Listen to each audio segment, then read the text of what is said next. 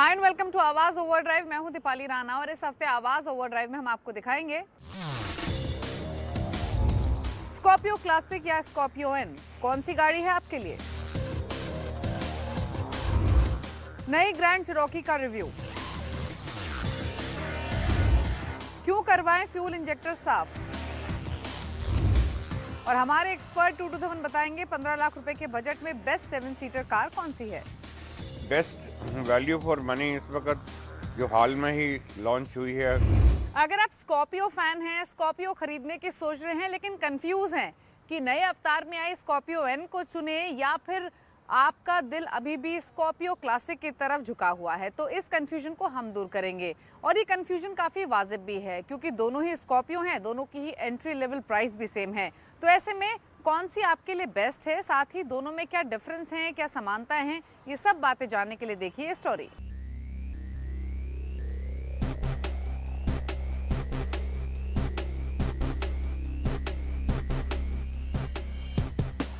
When it's about SUVs, it's about Mahindra and Mahindra, क्योंकि M&M के पास जो SUV portfolio है उसकी डिमांड बहुत स्ट्रॉन्ग है, फिर चाहे वो बोलेरो हो, XUV 700 हो या फिर हाल ही में नए अवतार में आई स्कॉर्पियो ही क्यों ना हो, जिसके दोनों ही वेरिएंट्स स्कॉर्पियो एन और स्कॉर्पियो क्लासिक की डिमांड काफ़ी ह्यूज है। इनफैक्ट अगर मौजूदा आप M&M का ऑर्डर बैकलॉग देखेंगे तो वो लगभग 2,60,000 का है, जिसमें 1,30,000 जो पेंडिंग ऑर्डर्स हैं वो इन दोनों ही गाड़ियों के हैं। तो बाकी कंपटीशन को तो छोड़िए, ये दोनों भी एक दूसरे के लिए काफ़ी क्लोज कॉम्पिटिटर्स हैं। तो आखिरकार दोनों किस तरीके से अलग हैं, अगर आप कंफ्यूज हैं कि कौन सी स्कॉर्पियो लेनी चाहिए तो ये वीडियो आपके काम की है।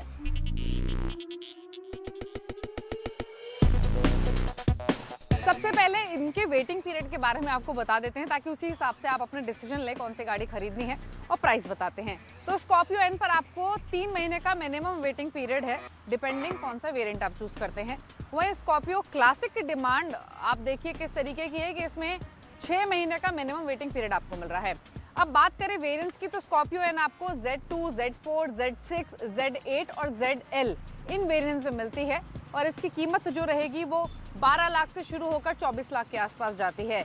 वहीं अगर आप स्कॉर्पियो क्लासिक की बात करेंगे तो ये आपको सिर्फ 2 वेरिएंट्स में मिलेगी, S1 और S11, और इसकी कीमत 12 लाख से लेकर 15.5 लाख के आसपास है। ये एक्स शोरूम प्राइसेस हैं। तो यानी दोनों का जो ओपनिंग प्राइस है ओपनिंग वेरिएंट का वो तो सेम है, लेकिन टॉप एंड में स्कॉर्पियो एन की रेंज काफ़ी ऊपर चली जाती है और ये फिर भी एक अफोर्डेबल रेंज में रहती है।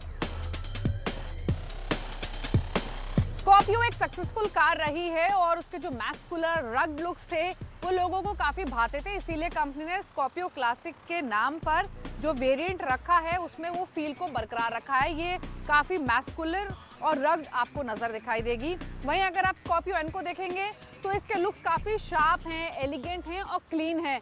तो ये थोड़े सोफिस्टिकेटेड बायर्स के लिए कंपनी स्कॉर्पियो एन को लेकर आई है। दोनों के लुक्स अगर आप देखेंगे तो काफ़ी डिफरेंस आपको दिखाई देंगे।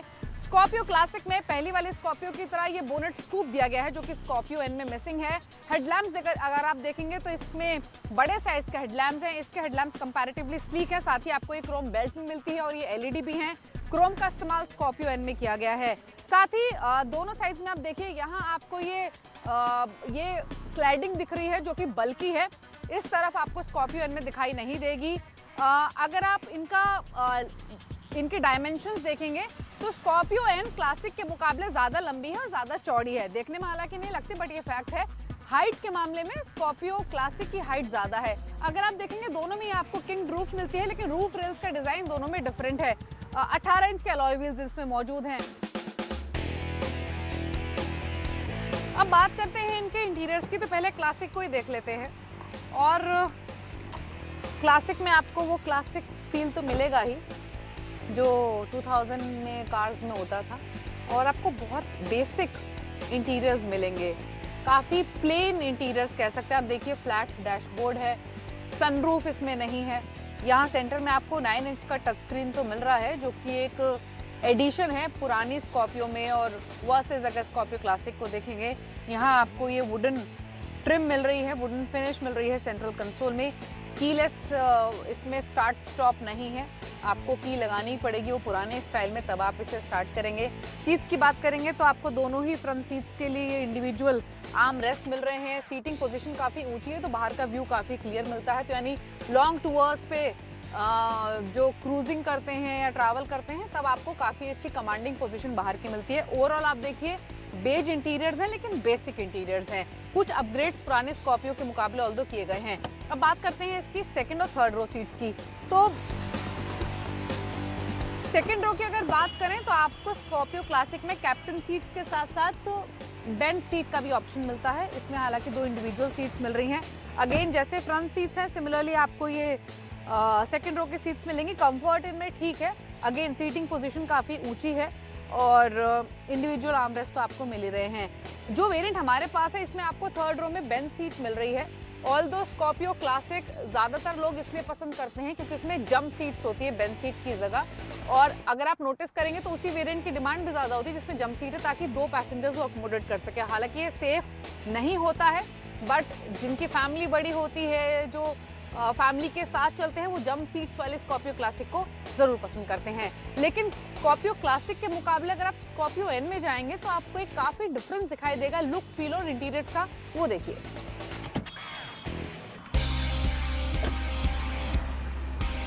अगर आप स्कॉर्पियो एन के इंटीरियर्स को देखेंगे वर्सेस स्कॉर्पियो क्लासिक तो एक पूरे डेकेड का जंप आपको दिखाई देगा।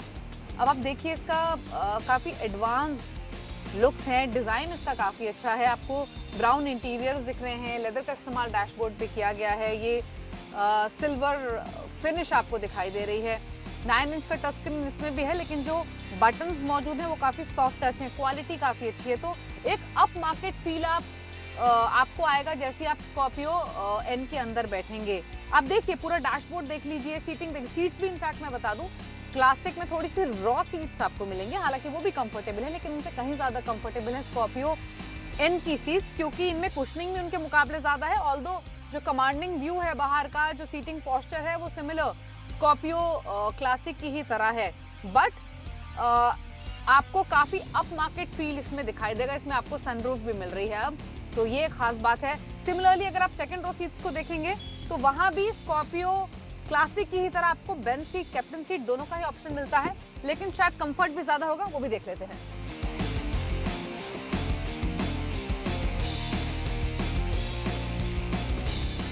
तो जो प्रीमियमनेस क्लासिक के सामने आपको स्कॉर्पियो एन में मिलती है फ्रंट पैसेंजर्स के लिए, वो आपको सेकंड रो पैसेंजर्स के लिए भी दिखाई देगी, क्योंकि यहाँ भी सीट्स कंपैरेटिवली ज़्यादा कुशन हैं, ज़्यादा बेटर हैं।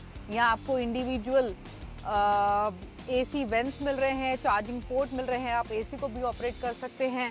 आप डोर पैनल्स को भी देखेंगे तो यहाँ ग्रैब हैंडल्स दिए गए हैं जिन पर फिनिश एल्यूमिनियम फिनिश या सिल्वरिश फिनिश दी गई है, तो वो इसमें थोड़ा सा प्रीमियम फील ऐड करती है। यहाँ इंडिविजुअल अगेन आर्मरेस्ट मौजूद है और सिमिलरली थर्ड रो पे क्लासिक की तरह 3 एडल्ट्स तो नहीं बैठ सकते, बट 2 बच्चे जरूर बैठ सकते हैं।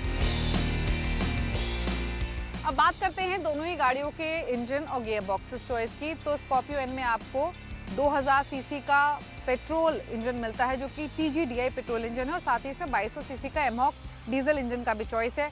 पेट्रोल इंजन 203 HP की पावर प्रोड्यूस करता है, 370 Nm का टॉर्क, और इसमें आपको 6 स्पीड मैनुअल और ऑटोमेटिक गियर बॉक्स का चॉइस मिलता है। वहीं अगर आप डीजल इंजन में जाएंगे तो इसमें भी आपको 6 स्पीड मैनुअल और 6 स्पीड ऑटोमेटिक गियर बॉक्स का चॉइस मिल रहा है। पावर स्लाइटली कम है, ऑल्दो जो टॉर्क की फिगर्स है वो सेम आपको भी दिखाई देंगी। हालांकि स्कॉर्पियो एन में आपको ऑल व्हील ड्राइव का ऑप्शन मिलता है। वहीं अगर बात करें स्कॉर्पियो क्लासिक की तो ये पेट्रोल इंजन में नहीं आती है, इसमें सिर्फ 2200 सीसी का एमहॉक डीजल इंजन है, और जो पावर इसमें मिल रही है वो है 132 PS की, 300 Nm का टॉर्क है, और इसमें सिर्फ 6 स्पीड मैनुअल गियर बॉक्स दिया गया है। इसमें कोई 4 व्हील ड्राइव का ऑप्शन नहीं है। तो अगर आप एक 4 व्हील ड्राइव स्कॉर्पियो लेना चाहते हैं तो आपको स्कॉर्पियो को छोड़कर स्कॉर्पियो एन को चुनना होगा। अब बात करते हैं स्कॉर्पियो एन और स्कॉर्पियो क्लासिक की राइड और हैंडलिंग की। तो पहले स्कॉर्पियो क्लासिक की चर्चा कर लेते हैं।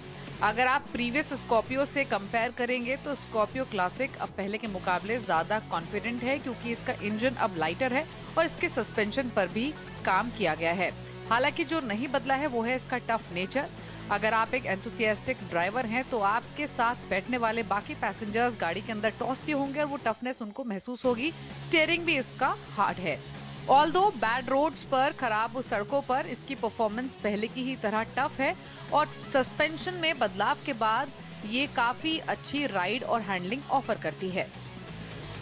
वहीं बात करें स्कॉर्पियो एन की तो इसमें भी आपको सेम लेवल ऑफ टफनेस मिलेगी जो आपको क्लासिक में मिलती है।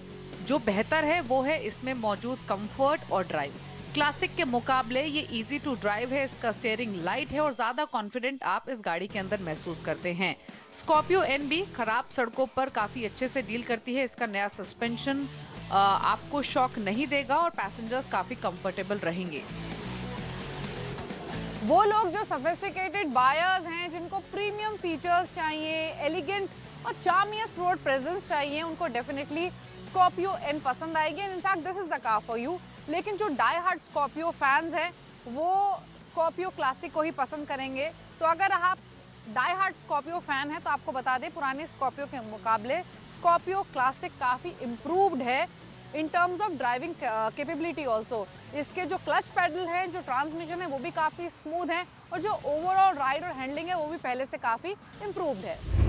दोनों ही गाड़ियों के लुक्स और फीचर्स में काफ़ी डिफरेंस है। अब आपको तय करना है कि आपकी रिक्वायरमेंट, आपकी चॉइस के हिसाब से कौन सी आपको सूट करती है। वक्त हो गया एक ब्रेक का। ब्रेक के उस पार दिखाएंगे जीप की नई ग्रैंड चिरोकी का रिव्यू।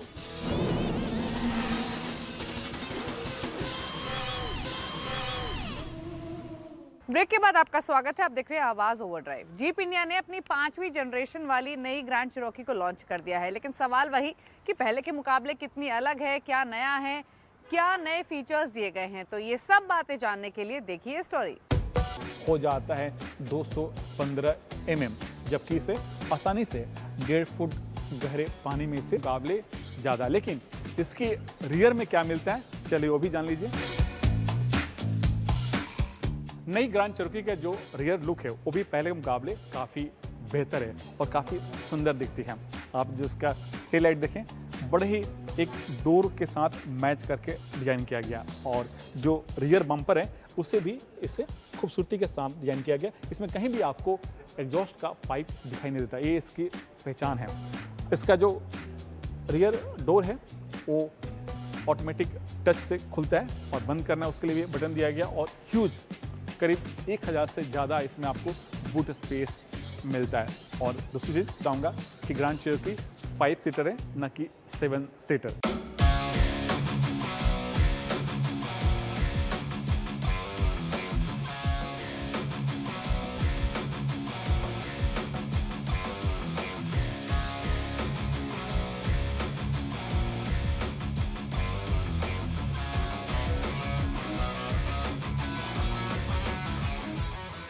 नई ग्रैंड चिरोकी के इंटीरियर की बात करें तो जो इसका डैशबोर्ड है पूरी तरह से नया है। जी हम इसमें आपको 3 स्क्रीन दिए गए हैं। पहला है ड्राइवर डिस्प्ले, दूसरा है सेंट्रल कंसोल और तीसरा है पैसेंजर के लिए छोटा सा यहाँ पर स्क्रीन दिया गया। ये काफ़ी यूनिक चीज़ है। वैसे इस तरह का डिज़ाइन आपको मर्सिडीज में देखने को मिल जाएगा, लेकिन मर्सिडीज में पूरा पैनल दिया गया, लेकिन इसमें 3 सेक्शन में आपको ड्राइवर डिस्प्ले दिया गया।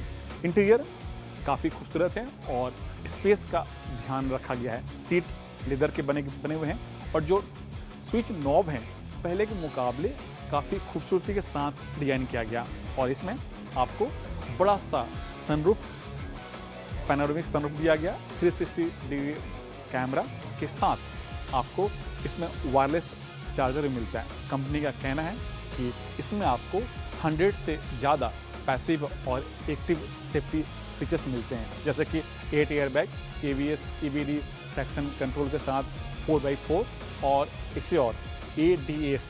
इसमें नया सेफ्टी फीचर्स ऐड ऑन किया गया है। और एक और बताऊंगा कि कंपनी का कहना है कि इसमें 4G कनेक्टिविटी दिया गया, यानी 33 से ज़्यादा इसमें कनेक्टिविटी का ऑप्शन दिया गया है। लेकिन आप देखना होगा कि कंपनी इस नई ग्रैंड चिरोकी के दम पर कितना सेल्स नंबर को ये आगे लेके जाती है, ये तो समय ही बताएगा।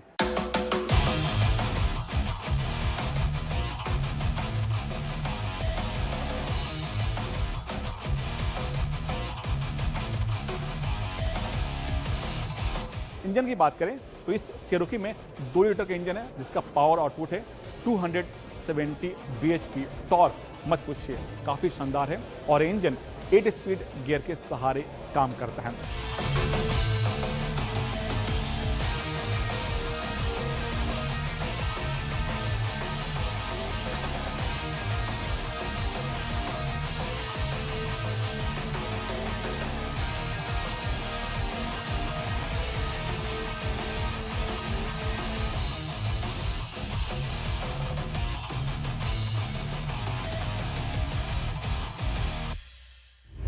गाड़ी में लगे फ्यूल इंजेक्टर को समय समय पर साफ करवाना क्यों जरूरी है? दूसरी बड़ी बात कि इसका गाड़ी की परफॉर्मेंस और माइलेज पर क्या असर होता है? ये सब बातें जानने के लिए देखिए हमारा खास segment tip of the week. Fuel injector साफ होने से हर सिलेंडर में फ्यूल बराबर मात्रा में जाता है, जिसकी वजह से इंजन में फ्यूल ठीक से जलता है और इंजन को सही पावर मिलता है। इंजन में फायरिंग अच्छे से होने से फ्यूल वेस्ट नहीं होता, इससे माइलेज तो बढ़ती ही है, पॉल्यूशन भी कम होता है। कंबशन सिस्टम में एयर और फ्यूल की मात्रा सही जाने से अच्छे से फायरिंग ठीक से होती है। इस वजह से पावर की डिलीवरी स्मूथ रहती है, साथ ही जर्क की मूवमेंट नहीं होती। कंबशन सिस्टम सही से काम करने से साइलेंसर की लाइफ भी बढ़ जाती है, क्योंकि आजकल सभी इंजन एग्जॉस्ट गैस रिसर्कुलेशन यानी EGR टेक्नोलॉजी पर काम करते हैं। इंजन के कंबशन सिस्टम में अच्छे से फ्यूल जलता है तो एमिशन कंट्रोल रहती है। फ्यूल इंजेक्टर चोक होने पर गाड़ी ब्लैक धुआं छोड़ती है, इससे पॉल्यूशन भी ज्यादा होता है, इसलिए तय समय पर फ्यूल इंजेक्टर को जरूर साफ करवाएं। फ्यूल इंजेक्टर को समय पर साफ नहीं करवाने पर ये चोक हो जाता है और इसे समय से पहले बदलना पड़ता है। इससे पैसे की बर्बादी तो होती ही है, साथ ही गाड़ी की परफॉर्मेंस पर भी खराब असर पड़ता है। आवाज ओवरड्राइव में वक्त हो गया एक ब्रेक का। ब्रेक के उस पार मशहूर ऑटो एक्सपर्ट टूटू धवन आपको बताएंगे कि 15 लाख रुपए के बजट में बेस्ट 7 सीटर गाड़ी कौन सी है। तो आप देखते रहिए आवाज ओवरड्राइव। होता था ये तब तय गई पर अब लिमिट अभी भी 7 लाख है, तो अगर 7 लाख से ऊपर आप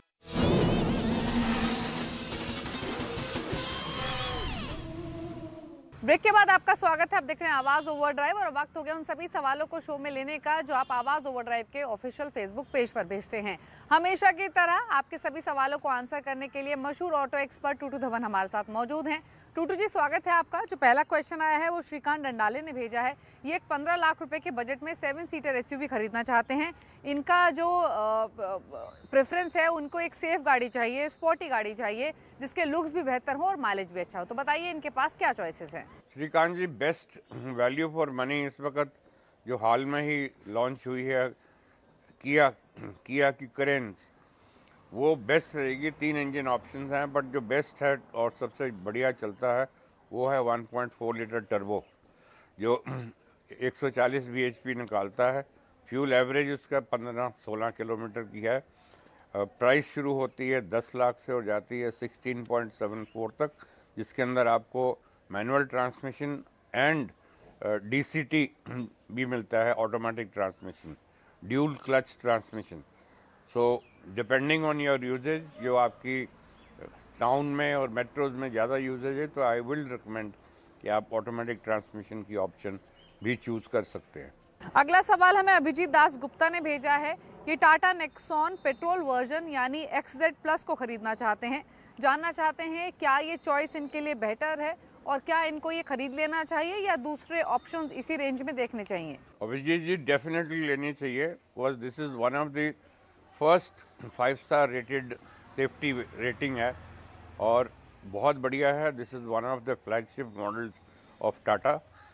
1.2 लीटर पेट्रोल इंजन है जो 120 bhp निकालता है और 7,60,000 शुरू होती, 14 लाख तक जाती विद 17 किलोमीटर फ्यूल एवरेज का दावा।